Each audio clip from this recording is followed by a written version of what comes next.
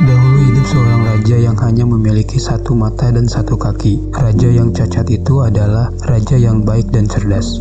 Suatu hari, saat raja berjalan-jalan di galeri kerajaan, ia melihat lukisan-lukisan pendahulunya.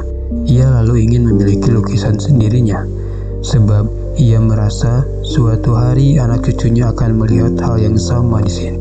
Raja lalu memanggil semua pelukis yang ada di negerinya ke istana. Ia meminta untuk dibuatkan lukisan yang indah dan terlihat gagah untuk dipajang di galeri istana. Pelukis yang berani menerima tugas ini akan diberi imbalan sesuai dengan keindahan lukisannya. Para pelukis mulai berpikir setelah mendengar titah raja. Menurut mereka, tidak mungkin bisa membuat lukisan yang indah sebab raja hanya punya satu mata dan kaki.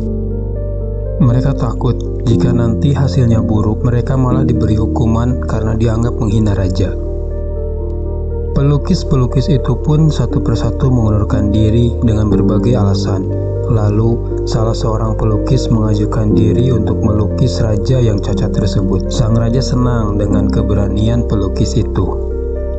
Berminggu-minggu si pelukis mengerjakan lukisan yang diminta raja. Sampai akhirnya tiba hari saat lukisan itu dipamerkan kepada publik. Para pelukis yang mengundurkan diri datang ke istana. Mereka sangsi lukisan itu akan indah.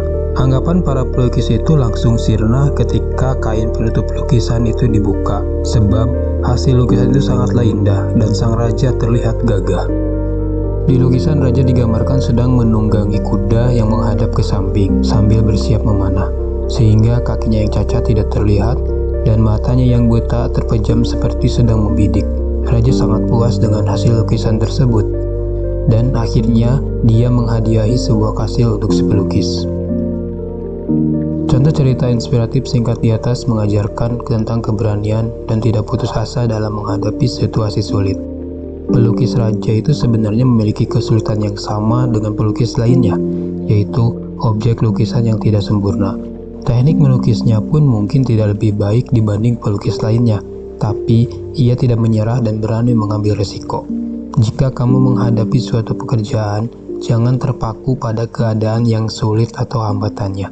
Pikirkan cara untuk melewati hambatan tersebut, seperti yang dilakukan pelukis dalam contoh cerita di atas.